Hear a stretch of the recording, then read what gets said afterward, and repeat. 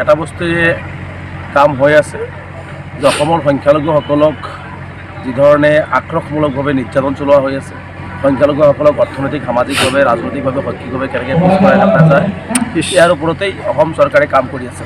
গতিকে আমি অসম চৰকাৰৰ এনেকুৱা ঘৃণনীয় আৰু নিন্দনীয় কামক তীব্ৰভাৱে নিন্দা কৰিছোঁ, গৰিহণা দিছোঁ। কাৰণ অসমখন 5খন ৰাজ্যৰ ভিতৰত আগুৱাই যাবলৈ হ'লে 35% মানুহক সমান্তৰালভাৱে সম অধিকাৰ আৰু সমমৰ্যাদা সমবিকাশ দিব লাগিব। কিন্তু আজি 35% মানুহক কেৱল ললিপপৰ বাহিৰে কাৰোবাক মিয়া বুলি কৈ তুচ্ছ তাচ্ছিল্য কৰি তাৰ ওপৰত বুলডোজাৰ চলাইছে, কাৰোবাক খিলঞ্জীয়া মুছলমান বুলি কৈ তাক ললিপপ দেখুৱাই শূন্য দি পেলাই তাক ললিপপ দেখুৱাই আছে। গতিকে এনেকুৱা ধৰণৰ সমান্তৰালভাৱে শদিয়াৰ পৰা ধুবুৰীলৈকে অসমৰ কোনো এজন মুছলমানৰ উন্নয়ন আচলতে এইখন চৰকাৰে কৰা নাই। সাম্প্ৰতিক পৰিস্থিতিত কেৱল হিন্দু মুছলমান কৰি পেলাই পলাৰাইজেশ্যন কৰি পেলাই মুখ্যমন্ত্ৰী হিমন্ত বিশ্ব শৰ্মাই নিজৰ গাদীখন সুৰক্ষিত ৰাখিব বিচাৰিছে। উন্নয়নৰ দিশ আগবাঢ়িব পৰা নাই, এই উন্নয়নৰ দিশবিলাক ঢাকিব যিটো আগবাঢ়িব পৰা নাই, গতিকে এই কামবিলাক তেওঁ ঢাকিব বিচাৰিছে। গতিকে সমান্তৰালভাৱে এটা কামেই মুখ্যমন্ত্ৰী ডাঙৰীয়াই কৰি আছে, শদিয়াৰ পৰা ধুবুৰীলৈকে অসমৰ মুছলমানসকলক কেনেকৈ তিলকে অসমৰ মানচিত্ৰৰ পৰা নিক্ষেপ কৰিব পৰা যায়, তেওঁলোকক কেনেকৈ পিছুৱাই আনিব পৰা যায়, তাৰে এটা গোপন হিডেন এজেণ্ডা লৈ কাম কৰি আছে। গতিকে মুখ্যমন্ত্ৰীৰ এনেকুৱা কাৰ্যক আমি তীব্ৰভাৱে নিন্দা কৰিছোঁ, এই গৰিহীত কামক। আৰু মুখ্যমন্ত্ৰীক আমি আহ্বান জনাইছোঁ, তেওঁ সংবিধানৰ শপত খাইছে, শদিয়াৰ পৰা ধুবুৰীলৈকে সকলো জাতি জনগোষ্ঠীৰ মুখ্যমন্ত্ৰী হওক, ইয়াত ধৰ্মৰে বিভেদ নকৰি পেলাই মুছলমানসকলকো যে আগবঢ়াই লৈ যাব লাগিব। সবকে সাথ সবকে বিকাশ সবকে বিশ্বাস, এই শ্লোগান তেওঁলোকৰ। এই শ্লোগান কিন্তু অসমত ঘটা নাই।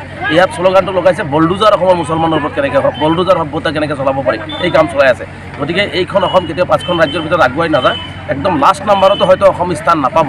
গতিকে মুখ্যমন্ত্ৰী হিচাপে মুখ্যমন্ত্ৰীক আহ্বান জনাইছোঁ, মুছলমানসকলক মানুহ হিচাপে ব্যৱহাৰ কৰিবলৈ শিকক, মুছলমানসকলক মানুহ হিচাপে গণ্য কৰি তেওঁলোকৰ যিখিনি প্ৰাপ্য অধিকাৰ সংবিধানে দিছে সেই অধিকাৰখিনি দি মুছলমানসকলক সকলো জাতি জনগোষ্ঠীৰ লগত আগত খোজ পেলাই লৈ যোৱাৰ কাৰণে ব্যৱস্থা গ্ৰহণ কৰক।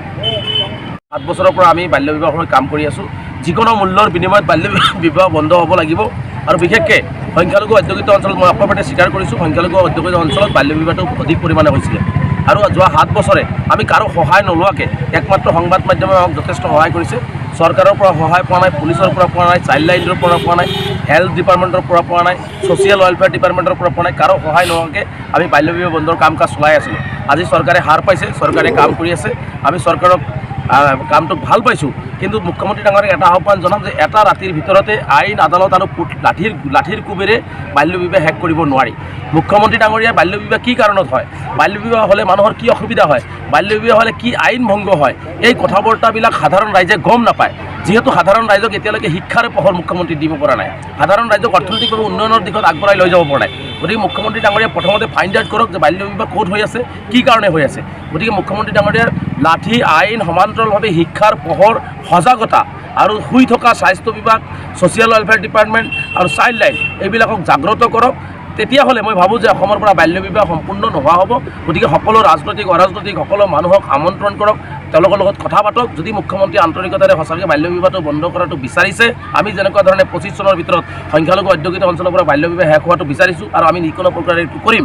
গতিকে মুখ্যমন্ত্ৰীৰ যদি সেইটোৱে সপোন হয় যে বাল্য বিবাহ এটা ডাঙৰ ব্যাধি, গতিকে আমি ৰোধ কৰিব লাগে। গতিকে মুখ্যমন্ত্ৰীয়ে লাঠি আইন কানুনৰ লগতে মুখ্যমন্ত্ৰীয়ে সমাজৰ পৰা শিক্ষাৰ পোহৰ দিয়ক, সমাজত সজাগতা সৃষ্টি কৰক, মহিলাসকলক আগবঢ়াই লৈ যাওক আৰু সকলোকে আন্তৰিকতাৰে এই বাল্য বিবাহ বন্ধৰ ক্ষেত্ৰত আগবাঢ়ি আহিবৰ কাৰণে আহ্বান জনাওক। মই ভাবোঁ তেতিয়াহে ফলপ্ৰসূ হ'ব, অন্যথাই কিন্তু বুমেৰাঙত পৰিণত হ'ব। গতিকে মুখ্যমন্ত্ৰী ডাঙৰীয়াই যি পদক্ষেপ লৈছে, পদক্ষেপ আদৰণীয় পদক্ষেপ, কিন্তু মুখ্যমন্ত্ৰী ডাঙৰীয়াৰ কেনা কিছু ৰৈ গৈছে। আজি গ্ৰেপ্তাৰৰ নামত বহু মানুহক ভুৱা গেছত গ্ৰেপ্তাৰ কৰা হৈছে, যিটো ধাৰা য'ত নালাগে সেইটো ধাৰাও লগাই দিয়া হৈছে, অবিবাহিত মানুহকো গ্ৰেপ্তাৰ কৰা হৈছে, কিছু পৰিয়ালৰ মাজত অমানৱীয় এটা পৰিৱেশ সৃষ্টি হৈছে, মানুহ আত্মহত্যা কৰিছে। গতিকে মুখ্যমন্ত্ৰী হিচাপে সেই দিশবিলাকো কিন্তু তন্নতন্নকৈ চাব লাগিব, যাতে কোনো মানুহৰ ক্ষতি নহয়, মানুহে যাতে বিপদত নপৰে। কিন্তু মুখ্যমন্ত্ৰীয়ে সেইখিনি কামো কিন্তু সমান্তৰালভাৱে কৰি লৈ যাব লাগিব। সেইখিনি কামো কৰাৰ কাৰণে মুখ্যমন্ত্ৰীক আমি আহ্বান জনাইছোঁ। এটা টাৰ্গেট কৰি উচ্ছেদ কাৰ্য চলোৱা হৈছে, অসমৰ মুছলমানসকলক সম্পূৰ্ণভাৱে টাৰ্গেট কৰি লোৱা হৈছে। কাৰণ এই মুছলমানসকলৰ আচলতে অপৰাধ এটাই, তেওঁলোকে ধৰ্মীয়ভাৱে মুছলমান, তেওঁলোকে বিভিন্ন সময়ত গোষ্ঠীগত সংঘৰ্ষত গৃহহীন হৈ নিজৰ মাটি বাৰী হেৰুৱাইছে। কেতিয়াবা ব্ৰহ্মপুত্ৰৰ গৰাখহনীয়াত পৰি প্ৰায় আজি 30 লাখতকৈ অধিক মানুহ আজি ব্ৰহ্মপুত্ৰৰ বিভিন্ন নদীত গৰাখহনীয়াৰ কবলত পৰি আজি নিজৰ সৰ্বস্ব হেৰুৱাই চৰকাৰী মাটিত নিজৰ জীৱন মানুহটো জীয়াই থাকিব লাগিব, জীয়াই থকাৰ তাৰণাত তেওঁলোকে চৰকাৰী ভূমি বসবাস কৰি আছে। এইসকল ভাৰতীয় নাগৰিক, চৰকাৰৰ প্ৰধান দায়িত্ব আছিলে এইসকলক অন্য বস্তুৰ বাসস্থান দিয়াৰ। চৰকাৰে এইবোৰ নিদি তেওঁলোকক বুলডোজাৰে তেওঁলোকৰ কলিজাৰ ওপৰত আঘাত কৰি এই মানুহখিনিক পংগু কৰি দিয়াৰ ষড়যন্ত্ৰ ৰচনা কৰিছে। গতিকে এনেকুৱা উচ্ছেদৰ আমি তীব্ৰ বিৰোধিতা কৰিছোঁ। চৰকাৰক যদি ক'ৰবাত ভূমি লাগে, চৰকাৰৰ যদি অতি প্ৰয়োজন আছে, তেনেহ'লে চৰকাৰে এইসকল মানুহৰ লগত আলাপ আলোচনা কৰি এইসকল যিহেতু ভাৰতীয় নাগৰিক, কোনো বিদেশী নহয়, তেওঁলোকক পুনঃসংস্থাপনৰ ব্যৱস্থা কৰি উচ্ছেদ কৰক আৰু যিসকলক উচ্ছেদ কৰিছে ইতিমধ্যে তেওঁলোকক পুনঃসংস্থাপনৰ ব্যৱস্থা গ্ৰহণ কৰিব লাগে। আৰু মুখ্যমন্ত্ৰীক মই বাৰে বাৰে কৈছোঁ যে কেৱল মাত্ৰ অসমৰ মুছলমানসকলে চৰকাৰী ভূমিত বসবাস কৰা নাই, শদিয়াৰ পৰা ধুবুৰীলৈকে মুখ্যমন্ত্ৰীয়ে শ্বেতপত্ৰ প্ৰকাশ কৰক না যে কোন জনগোষ্ঠীৰ মানুহ কোন অঞ্চলত চৰকাৰী ভূমিত বসবাস কৰি আছে, এইটো ৰাজহুৱা কৰক। এতিয়ালৈকেতো ৰাজহুৱা কৰাৰ ক্ষমতা মুখ্যমন্ত্ৰী ডাঙৰীয়াৰ হোৱা নাই। গতিকে মুখ্যমন্ত্ৰী ডাঙৰীয়াই এটাই টাৰ্গেট যে মুছলমানসকল দুৰ্বল, মুছলমানসকল ধৰ্মীয়ভাৱে মুছলমান, তেওঁলোকৰ ভূমি নাই, গতিকে তেওঁলোকৰ ওপৰত আক্ৰমণ কৰিলে হয়তো কোনোবা তেওঁলোকৰ মাত মাতাৰ মানুহ নাই, এইটো ভাবিয়ে মুছলমানসকলক আক্ৰমণ চলাইছে, এনেকুৱা ধৰণৰ বুলডোজাৰ নীতি চলাইছে। গতিকে আমি এইটো কোনো পদ্ধতিতে সহ্য নকৰোঁ।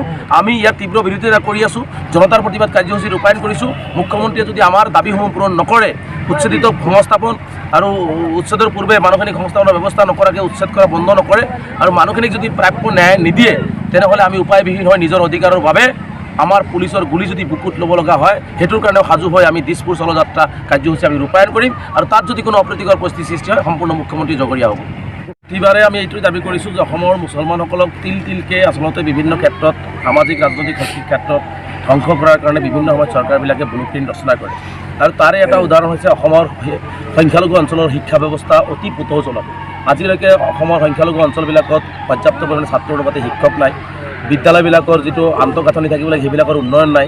যিখিনি আজি মহিলা কলেজেই হওক, আজি ইউনিভাৰ্চিটিয়ে হওক, আজি টেকনিকেল কলেজেই হওক, আজি সংখ্যালঘু অধ্যুষিত অঞ্চলবিলাকত নাই। আচলতে সংখ্যালঘুসকলক যে কোনো এখন চৰকাৰে, বিজেপি চৰকাৰেই হওক বা আগৰ চৰকাৰবিলাকে আচলতে শৈক্ষিক ক্ষেত্ৰত যে আগবঢ়াই যাবলৈ নিবিচাৰে, এই কথাটো প্ৰমাণ কৰে। গতিকে সংখ্যালঘুসকলৰ উন্নয়নৰ কাৰণে, কাৰণ এটা কথা মনত ৰাখিব যে সংখ্যালঘুসকলক বাদ দি অসমখন কেতিয়াও আগুৱাই যাব নোৱাৰে। এই সংখ্যালঘুসকলক যদি আগবঢ়াই লৈ যাব লাগে, তেনেহ'লে শৈক্ষিক ক্ষেত্ৰত সংখ্যালঘুসকলৰ উত্তৰণ কৰিব লাগিব। মুখ্যমন্ত্ৰীয়ে সংখ্যালঘুসকলৰ শৈক্ষিক উত্তৰণৰ ক্ষেত্ৰত গুৰুত্ব দিবৰ কাৰণে আহ্বান জনাইছোঁ।